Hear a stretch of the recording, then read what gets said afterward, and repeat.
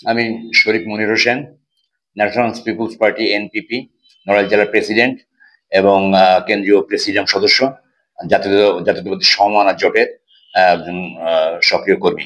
আচ্ছা, আপনার কাছে আমার একটা প্রশ্ন, সেটা হলো এই বাংলাদেশে ঘরে ঘরে বেশিরভাগ বিভিন্ন জায়গায় শিশু ধর্ষণ এবং নারী ধর্ষণ হচ্ছে। এত ধর্ষণ কেন হচ্ছে? আপনার এই দলের পক্ষ থেকে আপনি আসলে বাংলাদেশে কি বার্তা দিতে চাচ্ছেন?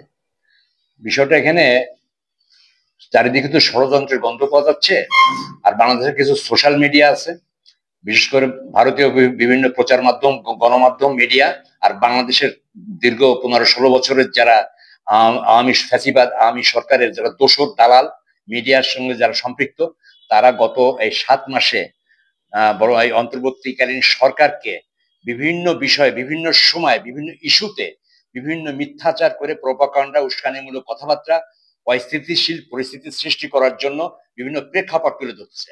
অবশ্যই ধর্ষণ একটি ঘৃণিত কাজ, এবং এর বিচার আছে এবং বিচার হবে, এর ফাঁসি হবে, সবকিছু, গ্রেপ্তার হচ্ছে। ইতিমধ্যে বাংলাদেশে যে বিষয়টা, বিশেষ করে গত 1 মাস যাবৎ যে বিষয়টা অত্যন্ত হাইলাইট, অত্যন্ত ফোকাসিং ভাবে জিনিসটাকে তুলে ধরা হচ্ছে, এর পিছনে ষড়যন্ত্র আছে।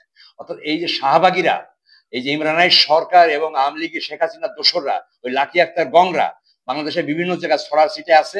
তারা বিভিন্ন সময় এই বাংলাদেশে ডক্টর ইউনূস বর্তমান প্রধান উপদেষ্টা, তাদেরকে বিব্রতকর এবং অস্থিতিশীল পরিস্থিতি সৃষ্টি করার জন্য একটি পায়তারা চালাচ্ছে, এবং এর সঙ্গে ইন্টারন্যাশনাল একটি ষড়যন্ত্র, আন্তর্জাতিক ষড়যন্ত্র আছে। কারণ আওয়ামী লীগের সময়, আওয়ামী লীগের 15-16 বছরে এই বাংলাদেশে 44,000 ধর্ষণ হয়েছে। ছাত্রলীগ আছে ধর্ষণ লীগ পরিচিত, যেটা জাহাঙ্গীরনগর বিশ্ববিদ্যালয় থেকে আরম্ভ করে, সিলেট বিশ্ববিদ্যালয় থেকে আরম্ভ করে, বিভিন্ন মেডিকেল ইউনিভার্সিটি থেকে আরম্ভ করে, তারা এখানে ধর্ষণ করে গেছে।